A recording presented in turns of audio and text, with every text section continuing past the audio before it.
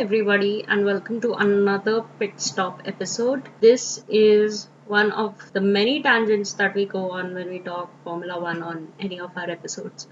In this episode, we are talking about George Russell, Lewis Hamilton, and in general, the circle of Formula One. I hope you enjoy the episode.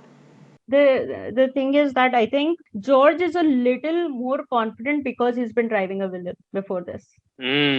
Exactly. George had always been in the position, like at least the last 3 years, he had been more in a position where he's like, okay, we have to take bolder risks if we have to be anywhere. Yes. So I think George is more prone to do those things and be confident in doing that as opposed to Lewis, which is what we saw, which is what we've talked about.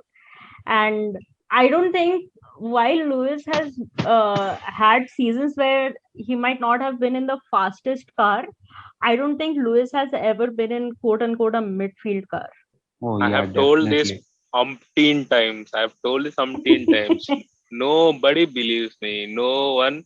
I'll get cancelled everywhere after saying this statement. See, there are all kinds of Lewis Hamilton fans. Okay, I am a Lewis Hmm. Hamilton fan, but I will admit it. There will be fans who will not admit it, but you will get all kinds, right? You'll get Yep. Max Verstappen fans who will also say that he should not have won the championship that way, and you will get the other kind as well. So there are all kinds of people. So what Hmm. I will say is, I agree with you. Every Hmm. time that you've said that statement, I've agreed with you. It's just that now I also have the proof. I know like he has stats to prove that he's, if not the greatest, one of the greatest. But Hmm. yeah, the approach to maximizing what this Mercedes can do, I think it comes more naturally to George than it comes to Lewis because he's Hmm. always been in one of the top cars, if not the fastest car. Yeah, Hmm. like always championship competing cars. Exactly. Like even from his McLaren days, that sure that McLaren was not in the league of the Red Bull, but it was not that far off. Exactly. Except barring like the 2011 season because 20 like Vettel won 11 out of I think what 18 19 races. 18. 19 races, I guess. 11 races, man, that is crazy to me. So yeah. You know um what? I remembered one thing. So I used to have these discussions with my friends in 2019 when Vettel was dropping behind in the points to Charles Leclerc, hmm, and I was defending Vettel for my life. Maybe he doesn't have confidence after that horrible 2018 second half. Give him time; he'll get back to the top position. Although the Ferrari, it's not on the Mercedes level, at least in the first half of 2019. hmm, Still, it was competitive, at least competitive, but still, again, it was not on the level of Mercedes that year, at least in the first half.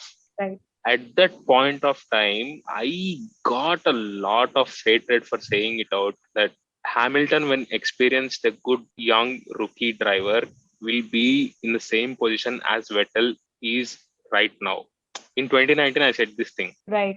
Yeah, and and we're seeing this. now I called it back then, and now seeing this happened several times in F1. Take a Kimi Raikkonen being a rookie and scaring Schumacher. Take a Fernando Alonso competing with Schumacher. This has happened in the history many times, and it will happen in the future also. It's not a it's an unavoidable thing. As a driver as good as Lewis Hamilton also will face that thing, and people are coming to reality now. Yeah. Okay, Fernando Alonso and Ocon too. Fernando Alonso and Ocon too, but Fernando at least is competitive against Ocon Mm. even in his 40s. Yeah. See, when I say all this, I get termed as a Lewis hater, and I get cancelled instantly. But Ferrari lover. being a Ferrari lover, obviously, people term me as a Lewis hater, but I love Lewis driving anyway. I'm not Yeah. a complete fan of Lewis Hamilton, but I don't hate him either. I love his driving. I love when at the top challenging to Ferrari. I love those battles between Hamilton and Vettel. I love all those things, but the reality is this. Now I want to meet them and I want to ask them. I want to ask them, but at the same time, I don't want to ask them because it's the self realization that That needs to be matters. done. Now they can reflect back and say what they feel about this Russell and Hamilton thing. Yeah. Yeah, send them this podcast link. I will definitely. And uh, I've been saying this for years. You guys know. So when after we guys met, I've told this multiple times. I've shared these thoughts with you guys multiple times, and somehow you're the ones who didn't cancel me or who understood all these things, and now you have a concrete evidence of all this. yeah.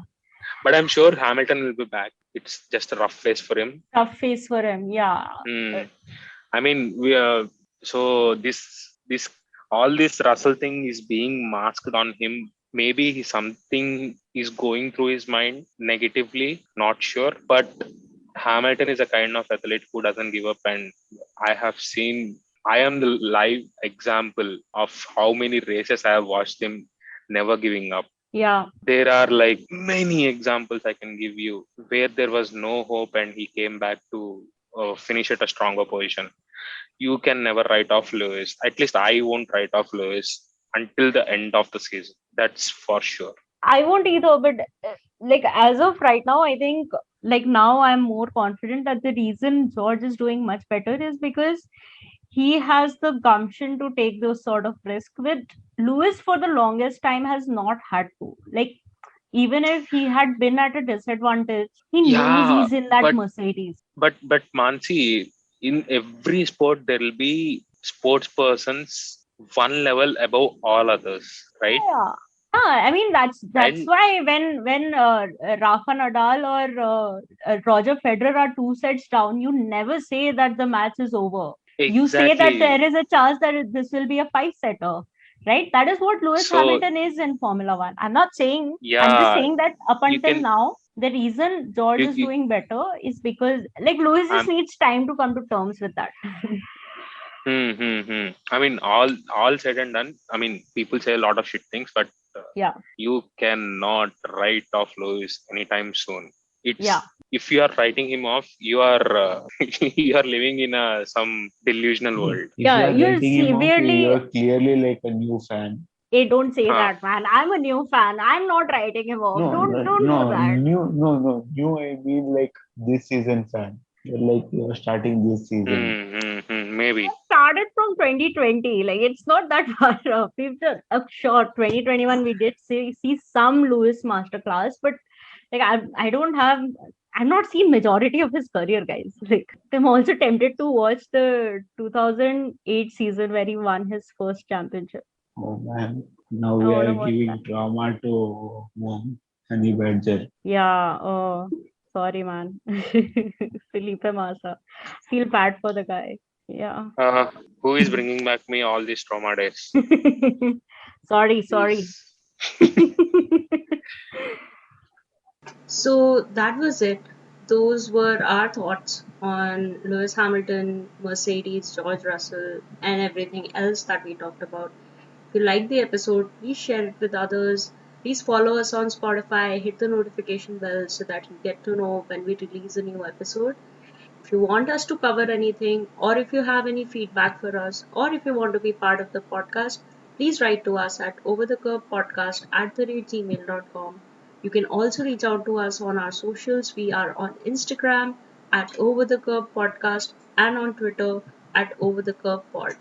Until next time, thank you so much and bye bye.